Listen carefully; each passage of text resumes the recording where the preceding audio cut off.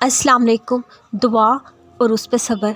हम चाहते हैं हम मांगे हमें फ़ौरन मिल जाए, हम इंतज़ार नहीं करते, मायूस हो जाते हैं, लेकिन क्या पता खुदा उस वक्त हमारा सब्र आज़मा रहा हो, वो देखना चाहता हो हम उससे मांग के उस पर यकीन किस हद तक करते हैं। सुकून ढूंढते हैं हम, हालांकि सुकून तो यही है उस ज़ात से मांग के उस पर छोड़ दो। वो सब जो मांगा अगर वो मिला तो बेहतर है, अगर नहीं मिला तो बेहतरीन मिलेगा।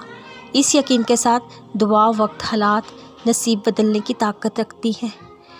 मांगे फिर उस पर सब्र करें। सब्र ये नहीं आप कमज़ोर नहीं पड़ सकते, आप सब्र रखते हुए भी टूट सकते हैं, लेकिन अपना टूटना लोगों को मत दिखाएं, अपने आंसू लोगों के आगे ज़ाया मत करें।